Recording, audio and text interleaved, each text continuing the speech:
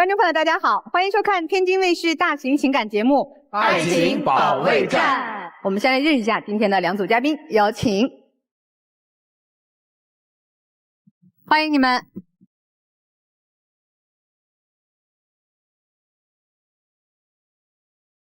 首先要疗愈的是本期第一对情感嘉宾，王先生，35岁，来自内蒙古，职工；王女士，35岁，来自内蒙古，个体。他们究竟遇到了怎样的情感困惑？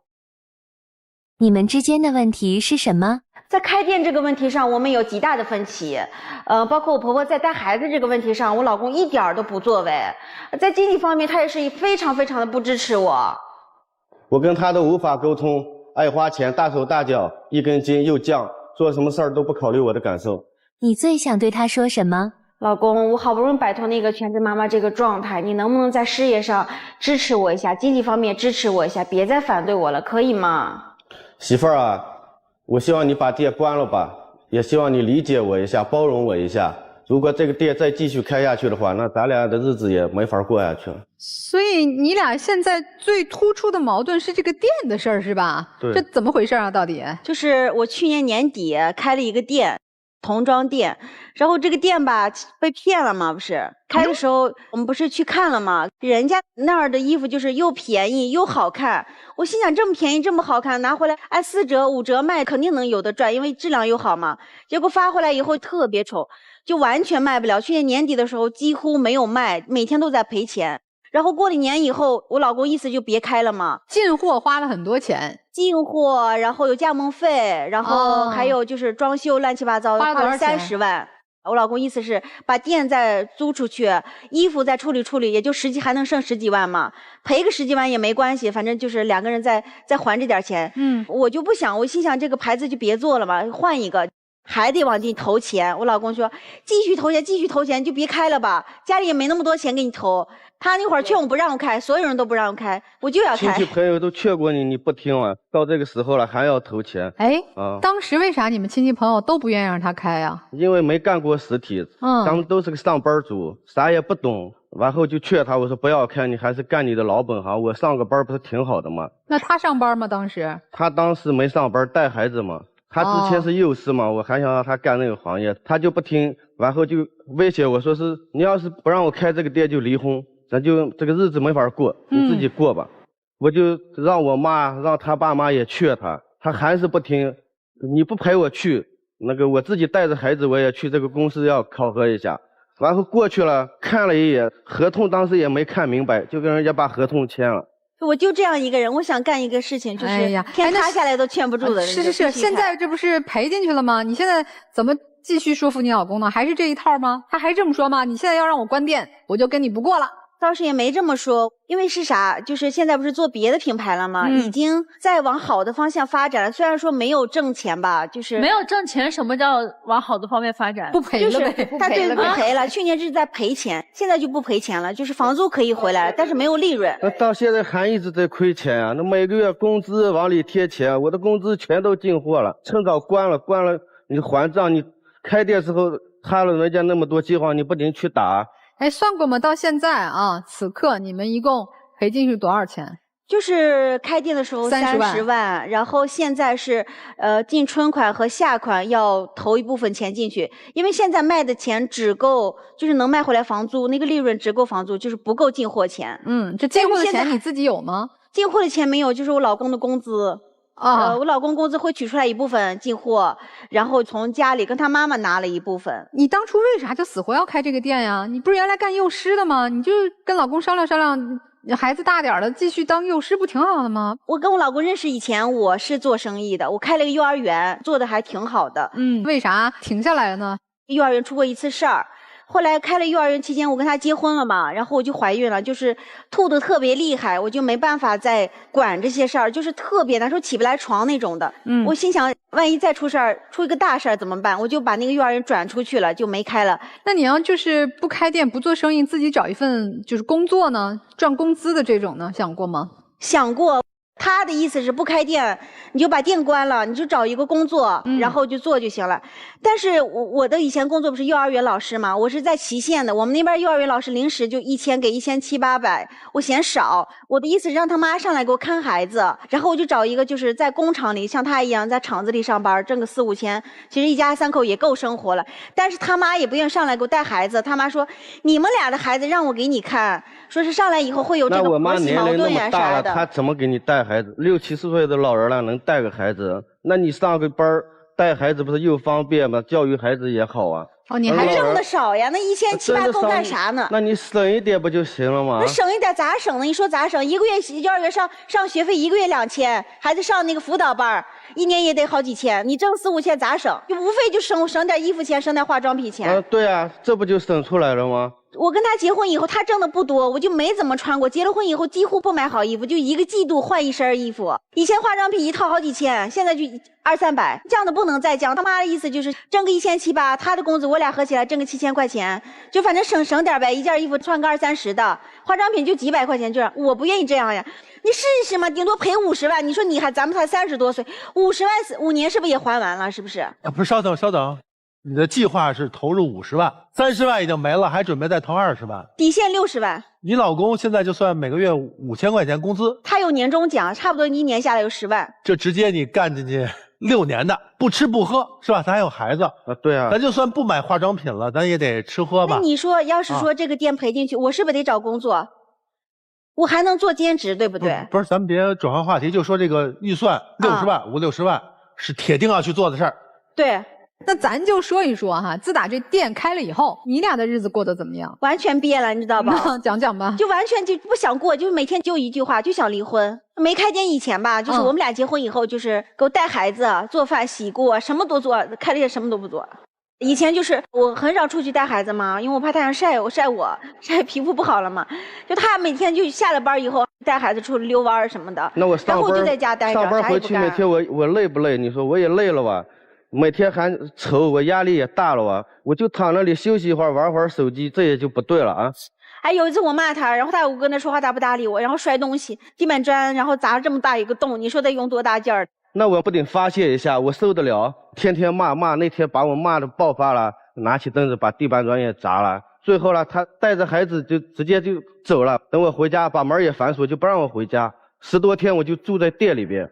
咱们家孩子今年多大？4周岁，4周半。4周岁，男孩女孩？女孩。就是其实妈妈还是带孩子，走哪儿带到哪儿哈。就不管你说你们现在夫妻的状况和情绪，这点我觉得还是尽到一部分责任了吧。但是我老公以前带孩子吧，他以前陪孩子，他玩手机，我说别玩了，他就立马不玩了。我就说会影响孩子，他就立马。现在不行，他不管用。不说了吗？他心情不好啊，他烦，他压力大。35岁又哎呀。就是你35岁这点压力你又不是50、60了，承不起这压力。哎呀，我的妈呀！我这个人啊，就喜欢过这种平静的生活，保守一点。那你有没有把这个烦闷呀、苦恼呀，跟朋友啊或者亲朋好友去倾诉一下？朋友哪有？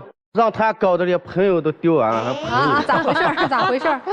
他体检出来查出来那个尿蛋白3加还是4加我忘了，然后高血压就是巨高的那种，就不是说有点高，是巨高，要吃药的那种。对，要吃药的就必须吃药，然后也不能喝酒，也不能熬夜。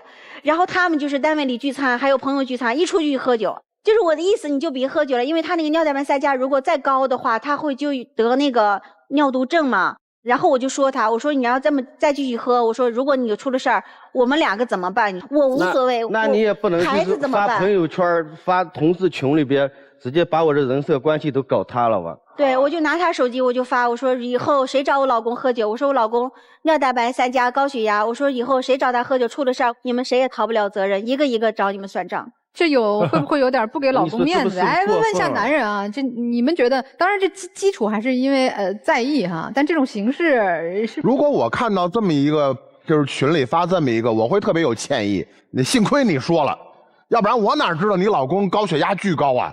你说了我就就抱歉，对，我下回不跟你喝了就完了呗。他的那些同事是都知道的，因为我们去市里确诊过，你知道吧？那几天请假走了1个星期，还去北京去查过，是他们都知道这些事情，还叫他出去喝酒。我觉得他也不懂事儿，朋友也不懂事儿，不过也没出事儿，我肯定他们谁也逃不掉。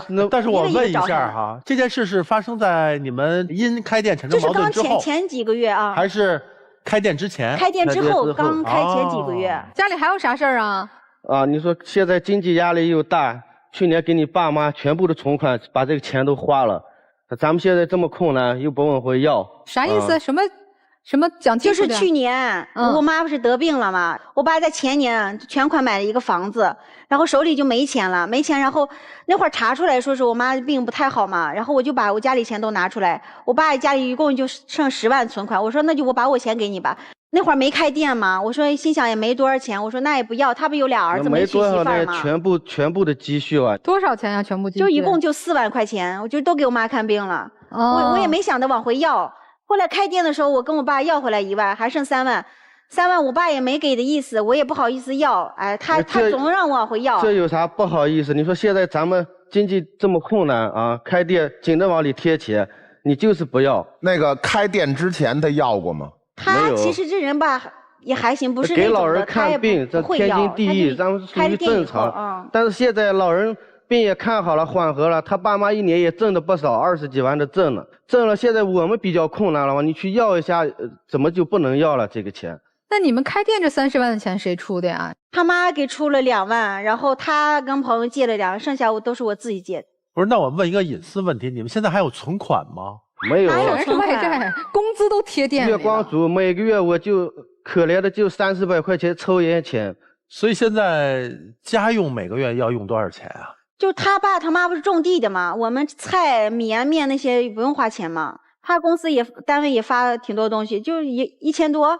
那你不买衣服不买化妆品了，还1000多？每个月买衣服买化妆品衣服3天一小件5天一大件的，紧着往回搬啊！现在还买呢？买。我现在意思，你开个店，你不能穿的太差劲了吧？你差不多每天要对那么多人，我偶尔还会买一点衣服，化妆品嘛，那必需品，那这钱从哪儿来呀？你买化妆品、买衣服的钱从哪儿来？就是他的工资，还有时候卖货嘛。你其实现在生活所有的开支，包括店的开支，都靠你这个老公是吧？店里有时候也卖的行，有时候卖的不行。你就连房租就才勉强能付上吗？你不都在靠他吗？那咋还不给人家点好脸呀？怎么还那么理直气壮的？那你说咋给他好脸吧？你说2个人，你说创业，年轻些创个业嘛？你说干啥？你说一个人创业，人家不同意，不是2个人，我不同意你啊！你自己在说，你自己非要干。那你说干啥呀？坐家里挣1700块，我不想挣1700块钱。30岁看到80岁的样子了呀！哎，你俩结婚前就发现彼此性格不一样了吗？一个喜欢安稳，一个喜欢赚钱呀、创业呀，生活得有变化。那我们俩结婚以前，我就是创业一直在做，他知道我啥样子的人呀。我结婚以前不是以前开幼儿园开挺好，挺能挣钱，他也没说啥，是挣不了钱了，一堆话。你之前连续创业都成功了，怎么都可以，都挺好的，都可以，怎么没有存下钱呢？为什么这再次投资还都是借的钱呢？连自己父母的生病钱我就是一开始就是开的是那个辅导班，不是说挣几十万那种存钱的。那你到底创业挣的钱多，还是你老公挣的钱多？差不多。到现在都花我的，还是我挣的多。还是老公挣得多？那你说夫妻俩不是共同一起往前奋斗了吧？哎呀，花你的那夫妻共同财产了。奋斗了到现在，你说让你跟你爸要钱又不要，开店又看不到希望，紧着往里投钱。来说说那你们俩的今天的每个人的诉求吧。如果我们有 A 计划实现不了 ，B 计划是什么？啊，你每个人都怎么想的？我的意思是，这个店可以不开，前提是他妈上来给我带孩子，我找一个差不多点的工作。就是生活质量再好一点哦，所以人家是有 B 计划的 ，A 计划是我要开店，努力一把，冲着60万赔了再说啊。B 计划说，那你妈妈上来我挣分，我不愿意挣1700的钱，是吧？他妈要是他一直不让他妈上来给我带孩子，他妈也不愿意。但是有一个就是，那他妈1月给我2000块钱，然后我去幼儿园工作也可以。那你妈给吗？他要是把店关了，去幼儿园上班，我回去跟我妈商量，可以给这个。先生，你的计划是什么？我计划就是他把店关了，就是去幼儿园上个班，带孩子呀什么都方便嘛，不是？然后你去商量跟你妈要那2000块钱啊，他要这2000块钱就我可以。这不是你俩的意见一致吗？不是，不愿意要。我有一点没理解，你养你的女儿，为什么让婆婆1个月掏2000？那不够花吗？你说我们俩挣钱不够花呀？那你养你的女儿，你的钱不够花，你少花一点。为什么条件是婆婆得每个月给2000，店是你自己要开的，关这个店的条件是婆婆1个月给你贴2000块钱，这个道理何在？那可以，他可以不管，这钱可以不掏，我不跟他要钱，我可以挣1700，也可以把这个店关了，就是为了维持这个婚姻，为了孩子。但是他爸他妈老了以后，我不管。哎呦，我没有责任，没有义务，对不对？不许你开店，你就他怎么管我不管，但是我不会管的。那为啥？那你爸妈当初我也不是管了吗？那凭啥？为啥就让我妥协呢？店不让我开，你不能支持我下，才30多岁，我爸那年50岁创业还成功了。我的意思，他不支持我，什么都让我妥协。店不让我开，经济上不支持我，人不支持我，不让我开，让我回家带孩子。我是让他妈上来给我带孩子，我找个差不多点工作，他也不愿意，他妈也不愿意。妻子，为啥什么都是我来做妥协呢？你支持你丈夫什么了？来，你说说，你刚才不是列举了一大堆你丈夫不支持你，你支持他什么了？你说他挺好的，我也没啥用我支持的，工作也挺好的。啊，你也知道呀，你俩对等吗？你老公什么都不需要你支持，你什么都需要你老公支持，你还在这儿天天骂他，还不给个好脸色，为什么你就需要所有的事情都是你老公支持你，去围着你转，赞同你的想法，给予你帮助？他有没有什么需求？人都有需求啊！你说了半天，你说我老公挺好的，没需求，怎么可能啊？他的需求就是我省点花。对呀，店也别开了，我不愿意。那他也不愿意让你开店呀，你支持一下他的想法呗。别开店了呗，你说都已经别开了，30万投资进去了，一下关了，你说。还有一点就是双方对对方的父母是双标。这个王先生借给自己的岳父岳母，咱们家借了4万块钱，还了1万，还欠3万。对，现在希望还也没有还。对，这件事情可以的，对吗，妻子？然后您的婆婆支援了您2万开店，我可以关。要么你1个月给我再贴2000，要么你老了我不管你，这个可以吗？行，可以啊。您觉得双方对彼此的父母双标吗？王女士，你回答我。双标。你觉得你丈夫做的比你如何？不行。都不行是吗？我爸我妈也不用他管呀，他也没管过啥呀。好，我们就说都很恶劣。你对你公婆，他对他岳父母，你们俩谁更恶劣点？差不多。行嘞。哎，我们这对年轻的这个情侣哈，你们有什么观点吗？我觉得吧，就是父母肯定还是要管的，生恩养恩，就毕竟从小把丈夫带大的，我觉得这个还是要管的。那这店应该再开呢？这个店吧，我觉得这个姐姐她结婚之后也是做出了一定牺牲，失去了自己的那种感觉，她可能也想找回自己，我觉得可以理解。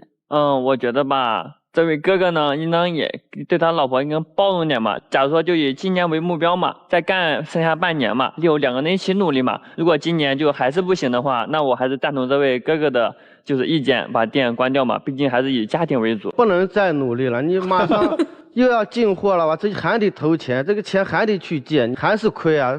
还得往里贴钱。丈夫现在的观点就是必须关店，是吧？那他要就不关呢？反正就得要不就这日子就过不下去。就是你不关店，咱俩就不过。对，是吧？妻子是也可以关，但得给钱。就是他们不想给钱可以，他妈来带孩子，我找一个差不多点工作。好，那老师们有什么建议啊？首先，你做的是服装类的，对不对？我从整场看下来，就是我觉得你为什么会开店失败，有个很大的原因是因为王女士你没有产品思维。没有，我就是完全不了解这一行，那你还是干这个。我们且不说你的生意经怎么样，但是说你在做一个产品的时候，为什么说你没有产品思维？你已经有的库存，你并不是先去想办法把它现在有的库存清掉，而是你在不停的增加你的库存，增加你的仓储成本。然后还有一个就是你要想办法把你的产品，就是通过各种渠道，线上也好，线下也好，你应该先把你手上的这些产品给释放出去。所以在这个情况之下，你其实是不适合去经营一个自主创业的。你要真的想做生意的话，就不是你想的那么简单，一股脑的说啊，我去看这个我就要投，这个是不理智的。你如果这么继续再用这个思维走下去的话，一样是你就准备那60万嘛，你现在就准备好，你就去打欠条啊，你未来的可能3-5年你就在那还钱，这基本上是能预判到你的结果。第二点就是非常客观的说一句，咱们嫁人，咱们不是嫁祸于人，就是你不能，他跟你结婚之后，他就开始负债了，这对他的人生也是不公平的。你想，如果你换位思考一下，如果你们两个结婚，然后完了你就开始负债，你肯定为他做不到这个份上。他已经为你先付出了，但是你没有看到，你一直在跟他说我要什么，我要什么，我要什么。这也是不对的，因为到最后你会什么都得不到，因为对方觉得他在支持你的过程中，你并没有一颗感恩的心，反而你把你自己的过错，你把你自己认知的缺陷和你的人生经验不足的结果，你把情绪发泄在他身上。有话你就好好说，就是大家一定要做一个理智的正常人。你在做人生每个决定的时候，你在说每一句话的时候，你要考虑后果。你今天在这里面大放厥词说出来，我的先决条件提出来，你不同意，那以后你的父母我就不管，就类似于这种话，我觉得都是非常不科学且不理智的。还有一个就是咱现在这什么情况，你如果让他支持你，首先你态度要好，你现在就是一个要伸手问人要钱，伸手问人要支持的一个状态，你凭什么那么恨呢？就姐你在这儿就穷横。不是，我就是这种感觉，啥也没有还可恨了，就别这样，别这样，别这样啊！重要的话说3遍，最后强调一遍，姐姐，你现在这个阶段真的不适合创业，你可以缓一缓，等你们两个就是账上有盈余的时候，你可以做副业的时候，你再去干这个事情，会好一些。至少你现在所有的斗争经验都不会白费。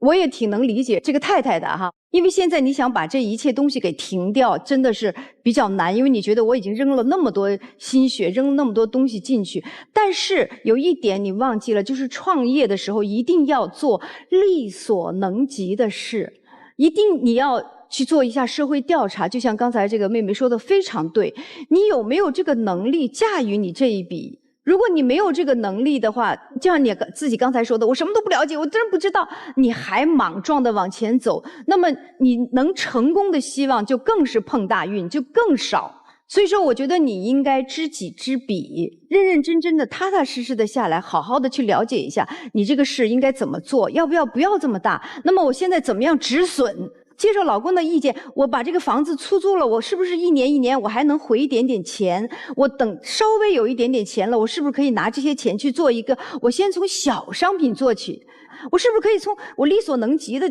地方做起，一点点好。还有一点就是你的态度和你的方式，老公现在压力非常大，他已经很不错了，你已经给他又有外债，他就那么一点工资，要管着这么多事儿，他已经很大的压力了，你能不能多做一点，对他好一点，不要天天老骂他，他已经支持过你了。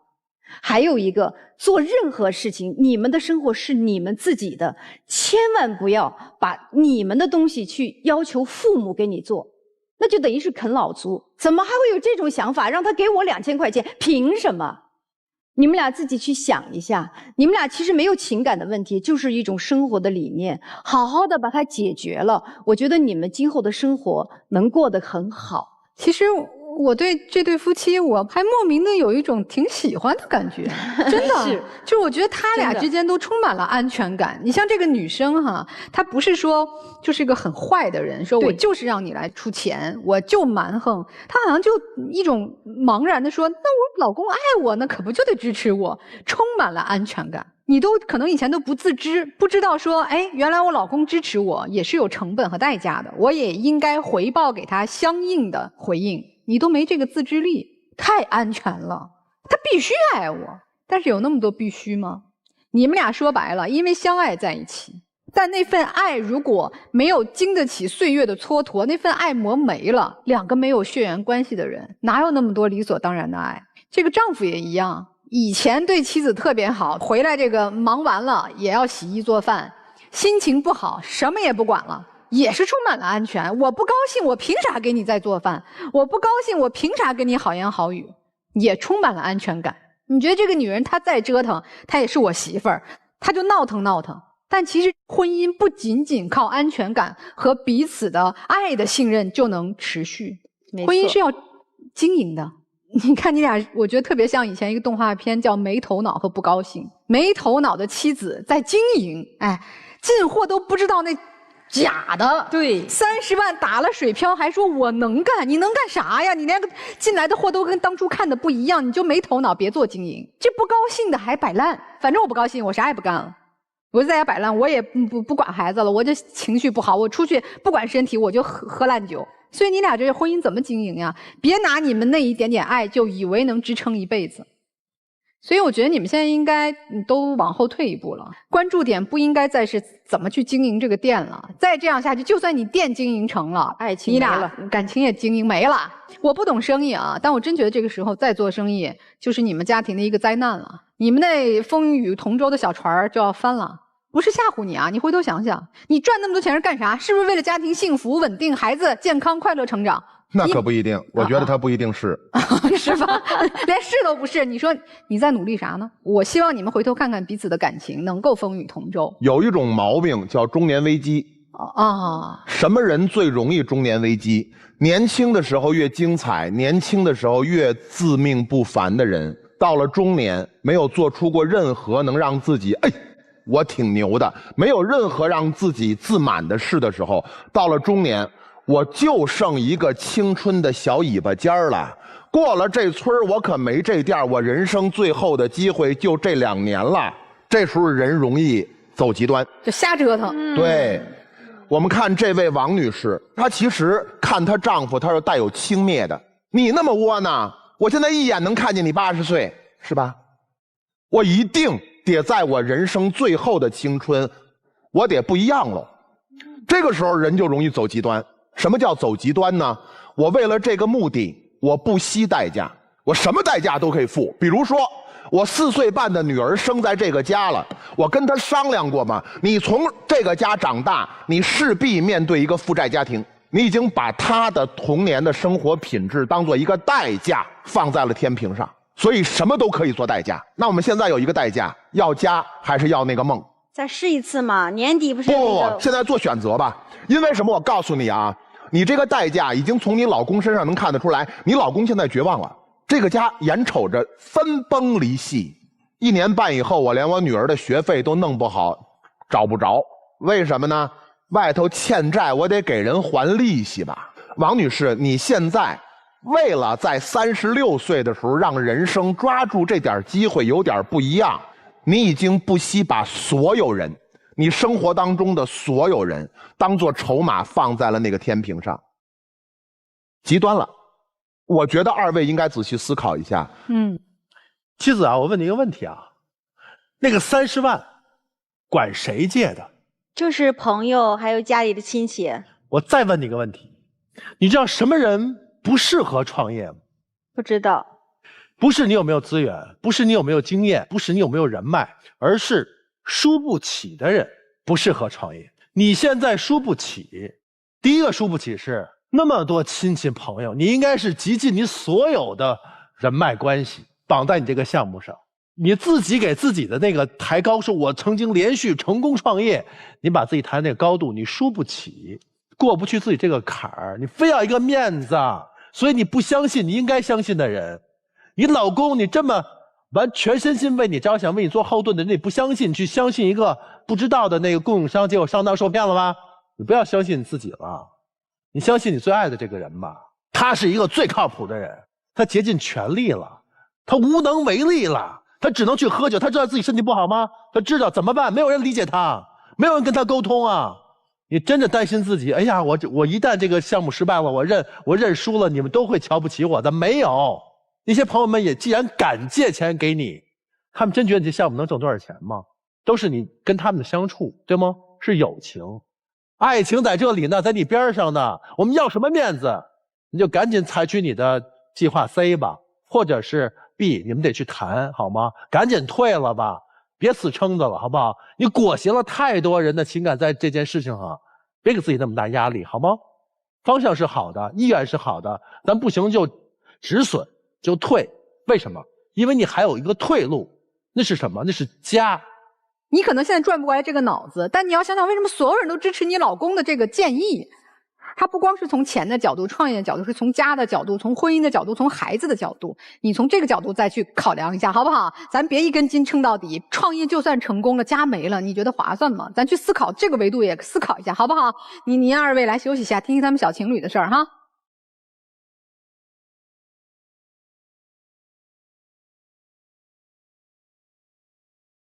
本期第2对情感嘉宾小张，25岁，来自安徽，光伏设计师；小齐，21岁，来自安徽，学生。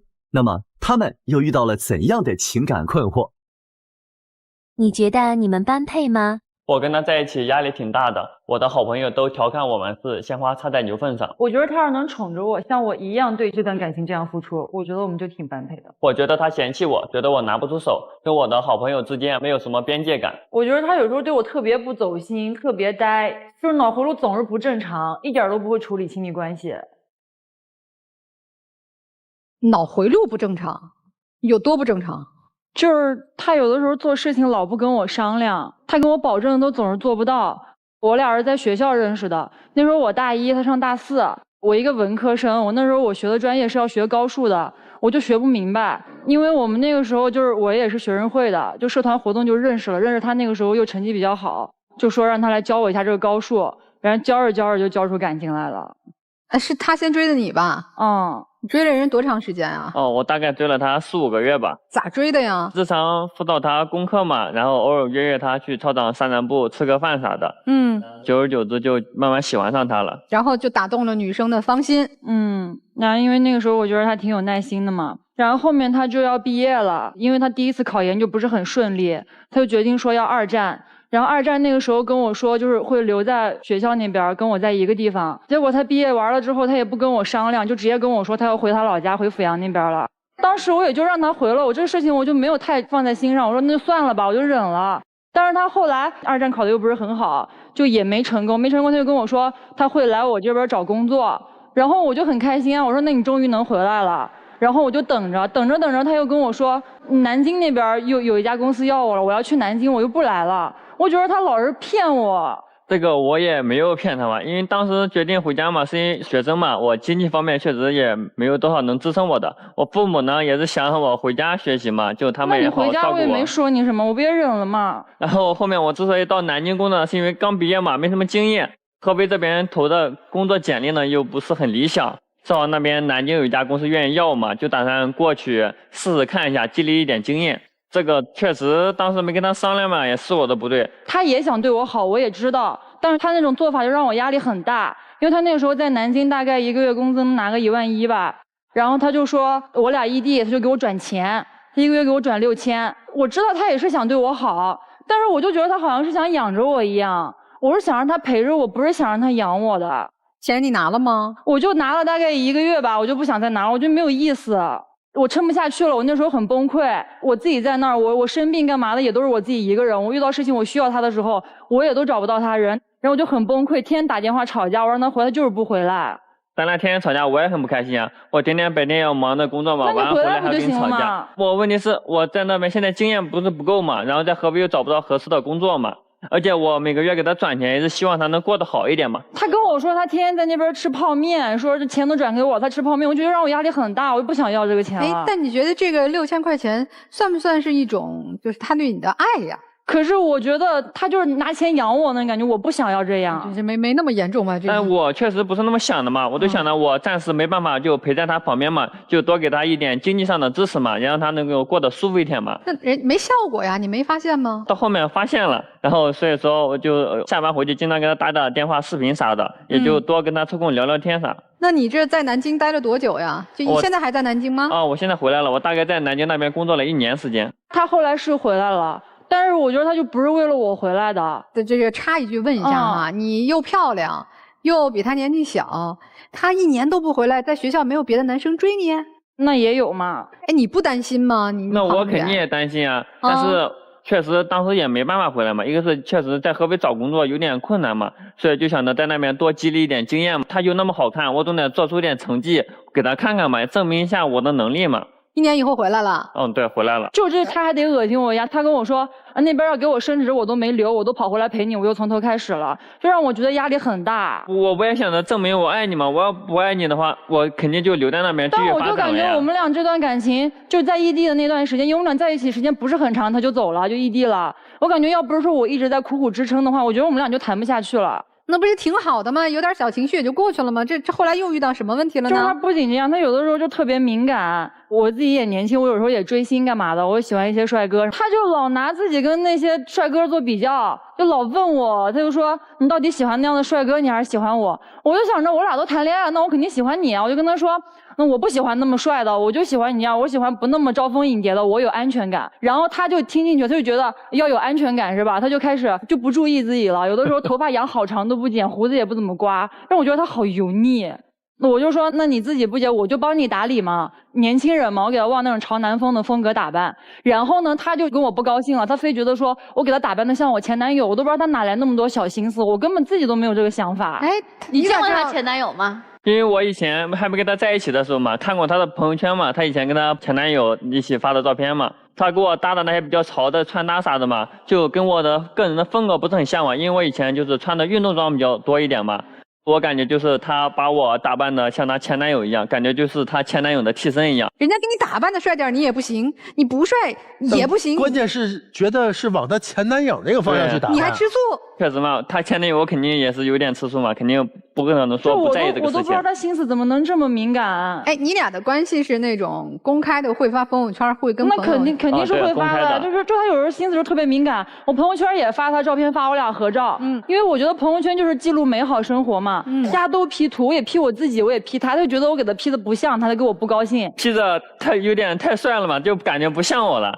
就可以给各位老师看一下那个照片，就 P 过的照片，还带来了，看看 P 成啥样了。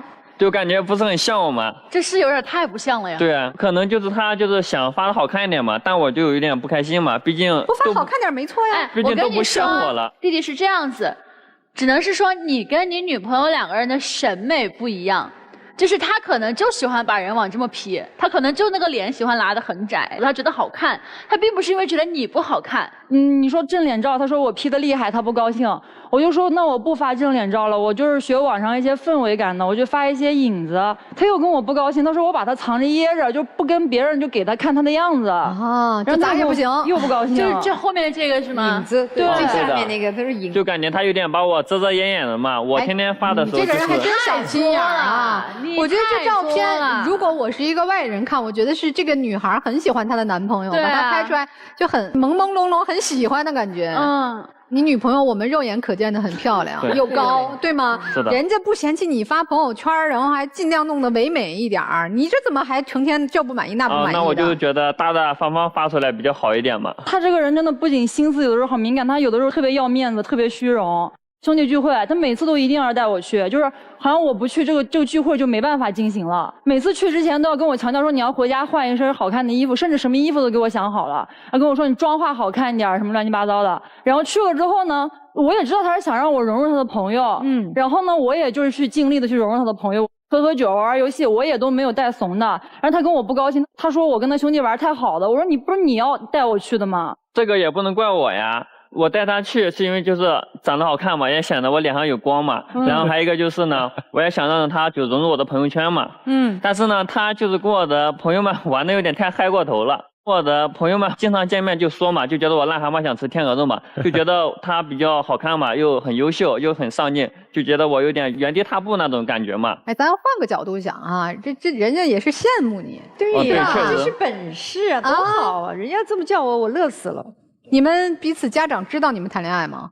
知道，就是因为我俩在一起也这么长时间了嘛，他又说想合租，互相了解的更多一点。我说那行，合租也行。我说那你得先见我家里比较重要的长辈，就是他们点头了，咱俩就这关系可以更进一步。然后呢，我就带他去见我家里人，因为我小时候我爸爸妈妈离婚了，我在姑姑家长大的，然后姑姑姑父对我来说就挺重要的长辈，我就先带他去见了我姑姑姑父，因为我姑父男性长辈嘛，第一次见面一起吃饭，那肯定是要敬酒的。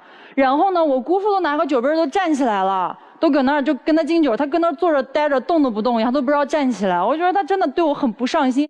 这个当时第一次见他家长嘛，太紧张了，就脑子有点一片空白。后来我也跟他姑父道歉了。他跟我姑父是第一次，我也理解。后来我带他去见我爸了。去之前我就跟他强调，我说你要重视一点，你要知道你自己在做什么，你要展现出自己的优点，让我家里人看到，然后他们才能放心把我交给你。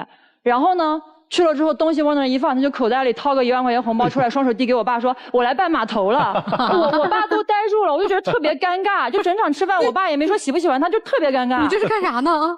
我这也是想用比较特殊的方式让爸就对我印象深刻嘛，也显得我更重视一点嘛。哎呀，要不你女朋友说你脑回路不一样呢？我觉得这孩子挺有意思的，他是不知道怎么表达。你怎么能晚辈给长辈送这个呢？你送点礼物也行啊。但是也能感觉这孩子是真诚的、重视的。对，我觉得还挺单纯的，挺有意思这伙子。后来我又带他去见我妈，我说你就别这样了，别闹这笑话了。然后去了之后呢，他倒是够真诚的，因为我家是合肥，我妈就想让我留本地，不想让我跟他去外地。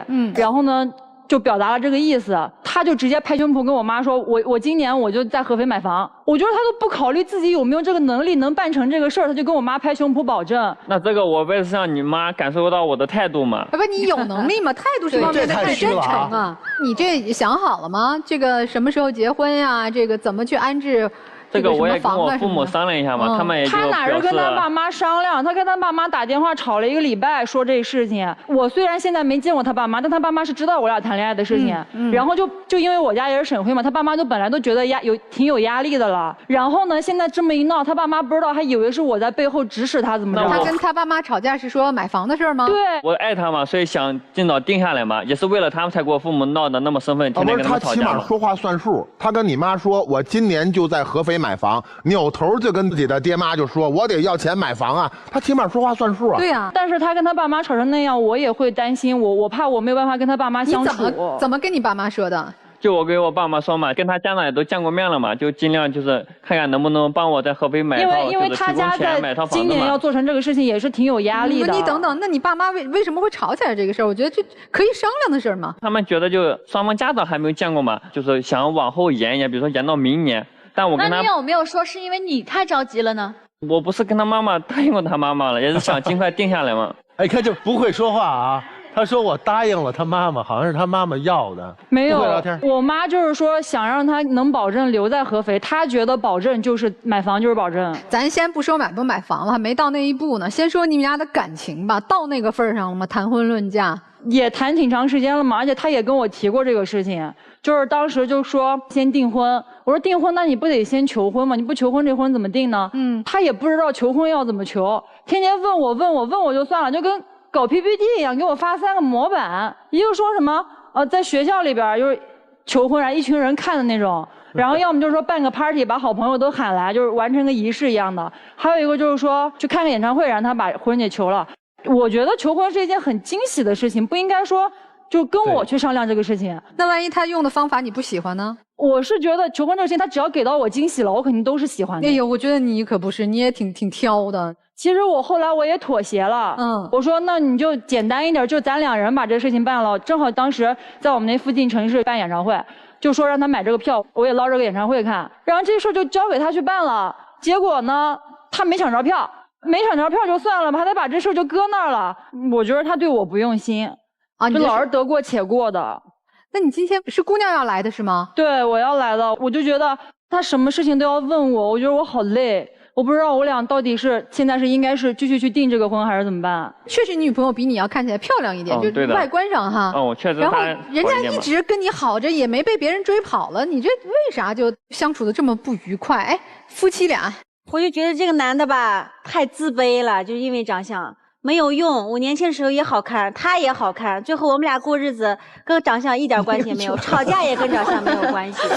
就是以后你变得优秀一点就行了。你自信一点吧，但是这个女朋友不是依赖啊，你要去宠她，你答应人家的一定要做到，知道吧？不能半途而废。大哥的意思是说，你要像个男人一样。言既出行必果，说买房你就得努力买房，说什么演唱会求婚，怎么着也得把票弄到，把这求婚办了。知道了。老师们有什么建议啊？先说女孩吧，宝贝儿，我觉得你现阶段确实不太适合去考虑婚姻这个事情，不是说你的对象不够好，而是说你自己现在不够好。你自己的不够好是在于你不够独立，你也不够自洽，甚至还有点不太自信。就是你的内核在我看来是特别的不稳定的，他在跟你相处的过程中，他就不知道你到底要坚定的怎样，所以他也会害怕说，哎，你今天要 A 了，明天要 B 了，那我干脆 A、B、C、D 我都给你列出来吧，你来选择，那可能他的容错率就会少一些。第二个什么，就是我为什么说你现在不太适合去考虑婚姻这个事情，因为你都还没有自己养活自己呢，宝贝儿，他已经有他的社会属性了。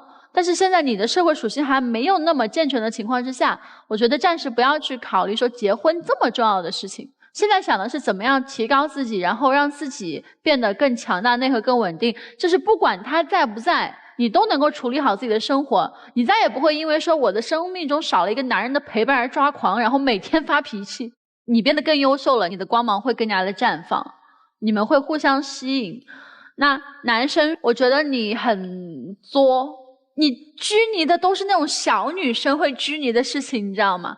这个真的是完全没有必要的。而且你拘泥的这些细节问题会让你的女朋友非常的没有安全感。你也先不要去引导她说，哎，我们俩现在一定要马上结婚或怎样，就是要到你真正自己有能力的时候，你有支付能力的时候，你什么时候能付账了，你再去当这个丈夫吧。否则的话，我觉得你在空谈。我知道了。男生，我觉得女孩子真的挺爱你的，她很看重你，所以说她病的时候，她难受的时候，她想到的还是你，希望你来照顾她，就是这种情感是很难得的。其实她这么爱你，就是一个很好的基础，所以你完全没必要不自信，这段情感你要珍惜。那么女孩，我要告诉你什么呢？女孩你要知道，女人和男人的他的表达方式是不一样的，你不要指着男孩子，就是说你想象的东西，他就应该给我做出来。他真的不懂，男人跟女人是不一样的，他对一件事情的表达的方式是不一样的，就是你一定要更深的了解男人和女人的区别。我认为你们俩现在最重要的要解决的是这个问题，你们俩自己去想一想。我说点不好听的哈，我觉得女生你其实不爱他，你只是被他调动了情绪。如果你真的爱他，我跟你说，他傻乎乎拿出1万块钱给你爸的时候，你应该很感动的。你觉得你看我男朋友傻乎乎的，他一心爱我，不知道怎么爱。你看办这事儿多傻，但他好可爱。你知道吗？你今天从上场从头到尾，你都是一脸的对他不满，他怎么做你都不高兴。我是想让我家里人更喜欢他。你怎么知道这样做你爸就不喜欢他了呢？曲老师不是说了吗？会觉得这孩子很可爱很单纯啊。你要自己去多思考一下，你究竟对他是不是那么的爱。我听起来真没有那么爱。也许有一天你走到社会上，见识了更多的人和事，你会有不一样的看法，你到时候别闪着他。我是这个意思，明白吗？所以你们不要太快太着急说我们就订婚吧，结婚吧，生活在一起吧，远远没有到那个程度。你们之间的情感，我觉得是最单纯最朴素的学生期间的爱情。当你们真正走到社会上去，多观察彼此的感受，多了解自己的感受，才能判断这是不是一份我们要终身相守的爱情。男生，我觉得你确实挺可爱的，但是我觉得你不懂他，你不知道在演唱会上求婚那是他想要的浪漫。你真得打开你的心，把你那思路拓宽一点，去了解身边这个女孩子真的要的是什么，否则你们的爱情走不到最后。我是希望你们有一个美好的结果的，但其实我看到的事实啊，我的感受是女生并没有全身心的爱上你，男生也并没有找到一个能让女生欢愉的方式和她持续相爱下去。到了你们该思考该进步该成长的时候了啊。小琪啊，你不能因为一个人在爱的表达上缺乏艺术性缺乏技巧，你就认为他不合格。我告诉你，最有技巧的叫渣，碰上一个陪半辈子。将来你走上这个社会，以你的颜值，你碰上的不会是一个俩。那个时候我告诉你，句句话说你心坎上，招招要你命门。那个时候有可能你陪半辈子，但是他很笨拙，你不能因为他笨拙就否认他的真挚。哎，我就告诉你雷老师，那他稍微做一个小小探讨啊。那因为这个人爱我，我也知道他笨拙的爱我，我就要和他在一起吗？不必。你可以把大把的机会留给将来，但是有一天你可能回首的时候发现，有一个人曾经笨拙地追逐过我，他可能不精彩，但是那个时候我看着他，我有安全感。别误解雷老师的意思啊，这爱它不是对和错，你不爱这个男生不是你的问题，是你们俩对不到一起。他要的是婚姻，他是稳定能掌握，你要的是恋爱、惊喜、浪漫、小意外，你们俩对不上，谁对谁错没有，但是你要的他给不了。我敢打保票，你才不想要演唱会上他向你求婚呢，你想看的就是演唱会，对吗？所以说你以为的求婚真是表达了自己表达的就能得到吗？咱暂且不说到没到那个时候，你们的感情，你们俩恋爱谈了吗？他想要得到的那个恋爱感觉你给了吗？没有啊，你怎么一下蹦到第二步去了，对吗？是的。但你能不能给他呀？难。你特别想给，但如履薄冰，这才出现我3种方案，您批一下。人要的不是这个，人要的是哇，你给不了，因为你没有这个能力，或者说当时他对你的选择就是因为一种慕强嘛，哇，你高数好厉害，崇拜。但这种崇拜之后是什么？我们还要过日常的互动啊，你不能只是这专业厉害，工作能力厉害，但是感情方面人想要的你给不了，不是你不想哦，你特别想，给不了。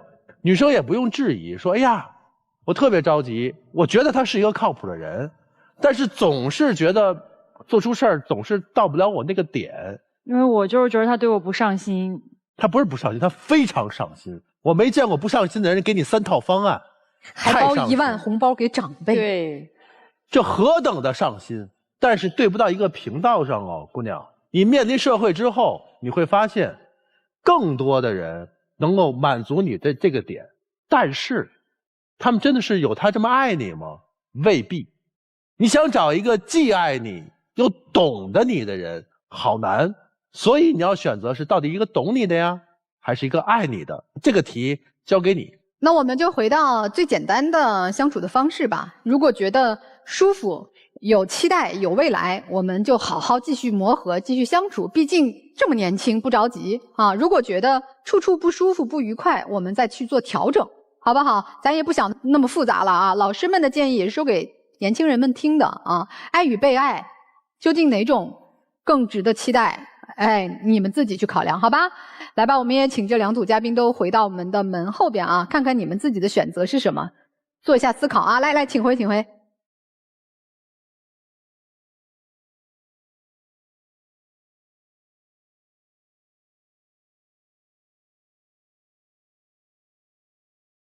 我们看看这第一对夫妻他们会是怎样的选择啊？来，请开门。肯定都出来。哇，这很意外啊！老师们觉得他们为什么？有可能他们在第2和第3个计划上是没达成一致，有分歧的，对。哦，我觉得关键是确实有点崩溃，对。我觉得有点遗憾。其实我觉得不管关不关店啊，我觉得夫妻俩同心去把日子经营好，把孩子带好，这是核心。对，希望他们没出来，可能是方案没有探讨一致，我们把更多舞台下的时间留给他们，希望他们能够最终实现一个双方都能接受的方案，好好带孩子。好吧，留给他们时间吧啊！我们来看看第2对这个年轻的小情侣，他们将做如何选择？请开门，他俩得出来吧？对，也没出。不可能吧？来，这说话铁出来了，爱的，还是爱的。恋爱大过天的年纪，勇敢爱，对，挺好，对，挺好。拥抱一下吧！哎呀，这姑娘笑得美的呀！哎，是有爱的，你看肢体语言非常爱，还是有爱的。我觉得我是爱他的。我觉得老师您说的，我不认同。对，我说错了。我舍不得。但他也是真上进的。只是你看不到或者接受不了，可能我也有点问题，我觉得可能得多关注关注他吧。对，你多关注你自己。就是接下来该你拜码头了，然后咱们可以做3张 PPT。其实我觉得相爱就是你要去懂我的世界，我也努力去懂你的世界，这就够了。对，是吧？是的。好好相爱吧。哎，你俩刚才抱得太仓促了，让我们看看年轻人甜蜜的爱情呗。好好抱一个啊，咱都彼此相爱，好好珍惜。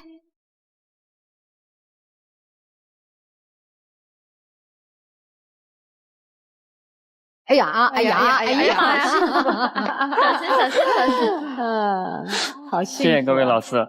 挺好的。祝你们幸福啊，加油啊！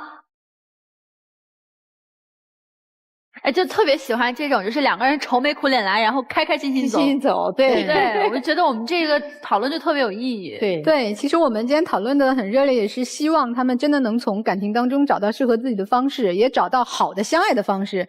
懂了彼此，我们未来的路才越走越和谐愉快。希望大家都能拥有这种幸福的甜蜜的爱情。